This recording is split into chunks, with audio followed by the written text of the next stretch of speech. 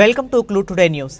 జాతీయ న్యాయ సేవాధికార సంస్థ మరియు రాష్ట్ర న్యాయ సేవ అధికార సంస్థ ఆదేశాల మేరకు సంగారెడ్డి జిల్లా న్యాయ సేవాధికార సంస్థ సౌజన్యంతో సంగారెడ్డి కోర్టు ఆవరణలో జాతీయ లోక్ అదాలత్ నిర్వహించామని జిల్లా ప్రధాన న్యాయమూర్తి మరియు జిల్లా న్యాయ సేవాధికార సంస్థ చైర్మన్ శ్రీమతి జి భవానీ చంద్ర గారు తెలిపారు.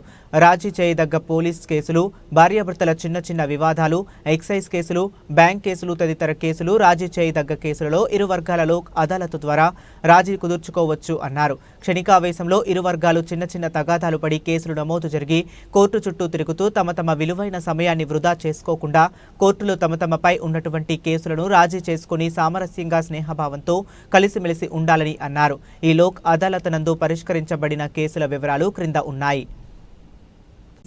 బ్యాంక్ అఫీషియల్స్, కక్షిదారులు అందరికీ కూడా నా యొక్క నమస్కారాలు. ఇక్కడ ముందు మాట్లాడినటువంటి భక్తులందరూ కూడా మనం ఈరోజు ఎందుకు ఇక్కడ ఏర్పాటు చేస్తామో దాని ప్రాముఖ్యత ఏంటి అనేటువంటిది చాలా చక్కగా వివరించారు. మనం ప్రతిసారి కూడా ఈ విధంగా మనకు హైకోర్టు వారు ఇచ్చినటువంటి, సుప్రీంకోర్టు వారు ఇచ్చినటువంటి ఆదేశాల ప్రకారం మనకి లోక్ అదాలత్ జరుగుతుంది. లాస్ట్ టైం మనం చెప్పినట్టుగా 7th ర్యాంక్లో మన డిస్ట్రిక్ట్ ఉంది. దీనికి సహకరించినటువంటి ప్రతి ఒక్కరికి కూడా ఈ సభా వేదికగా నేను అందరికీ కూడా ధన్యవాదాలు తెలుపుతూ ఉన్నామండి.